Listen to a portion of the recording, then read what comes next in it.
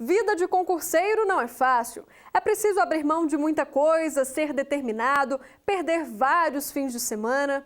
Mais que isso, para ser aprovado no serviço público, além de dominar o conteúdo, é preciso estar atento ao edital da prova e cumprir as regras. Em São Paulo, um congestionamento foi usado como justificativa para uma candidata ter chegado mais de meia hora atrasada na prova.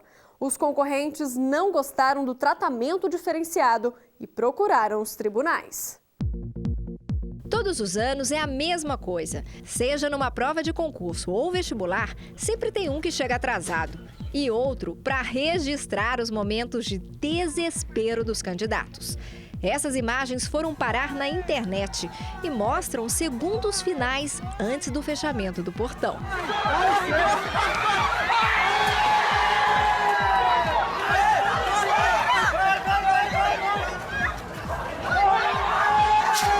Uma situação que poderia ser evitada. A leitura do edital e a interpretação e o entendimento de todas as regras do edital são de suma importância. Então, se a prova começa às 14, o edital traz: o candidato deverá se apresentar no local de prova 1 hora antes do local determinado para o início da prova. Então, o candidato que chega 10, 15 minutos antes do início, ele pode correr o risco de não achar a sala, de ficar perdido, de chegar no local errado. Então, o edital já tem essa preocupação, sabendo que é recorrente. O atraso é uma coisa recorrente em concurso, prova de vestibulares, etc. E não foi diferente em um concurso para professores da Universidade Federal de São Paulo. Em Osasco, na região metropolitana, uma candidata chegou atrasada e, mesmo assim, conseguiu passar tranquilamente por esse portão 45 minutos depois do horário determinado no edital. Segundo esse advogado, a banca examinadora cometeu um erro grave ao permitir a entrada da candidata.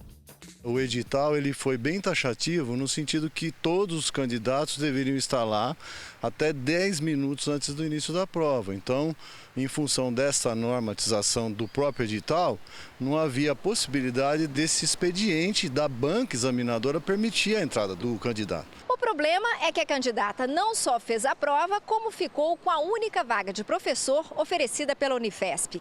Ela foi classificada em primeiro lugar com uma diferença de apenas 0,3 do segundo colocado, que levou o caso aos tribunais, alegando o descumprimento das regras do edital. Antônio, que já foi professor substituto na mesma universidade, diz que ficou inconformado. Há 3 anos tentava passar em concursos para ser efetivado. Para ele, houve favorecimento. No final do concurso, ao entregar a minha prova, eu também procurei a presidente da banca, como outros fizeram. E reclamei, como outros também fizeram, protestando contra a autorização de entrada dessa candidata e exigindo que a nossa reclamação constasse em ata. O processo foi analisado por esta juíza da primeira instância de São Paulo. Segundo ela, a candidata justificou o atraso pelo excesso de trânsito no dia da prova. A banca, de fato, descumpriu o edital ao permitir que uma candidata retardatária ingressasse na sala de prova e realizasse a prova. E, além disso, decidiu-se que a alegação de excesso de trânsito não é um evento imprevisível e inevitável, de modo a justificar uma exceção da norma prevista no edital. Nesse processo, em primeiro grau, decidiu-se, então, que essa candidata deveria ser eliminada, né? E o segundo candidato foi classificado, então, em primeiro lugar. A defesa da professora recorreu, mas o Tribunal Regional Federal da Terceira Região manteve a decisão e ressaltou: não apenas houve descumprimento da norma prevista no edital, como também violação aos princípios constitucionais da igualdade e da impessoalidade. Porque a banca, ao admitir uma candidata que chegou atrasada, ela, na verdade, favoreceu essa candidata em detrimento dos outros candidatos que chegaram no horário. Isso foi muito interessante para que as universidades e todos aqueles órgãos públicos que participam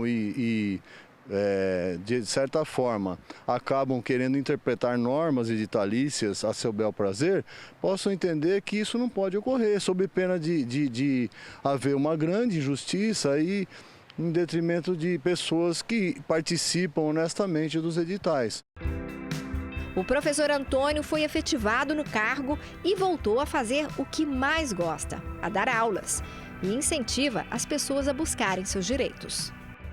Ao invés de se sentirem frustradas ou incapacitadas devido ao insucesso no concurso, que elas fiquem atentas, vigiem e, se acharem que foram vítimas, que recorram à justiça. Com certeza elas vão contribuir para uma cultura em que a justiça vai estar se aparelhando para, no futuro, evitar casos da mesma natureza.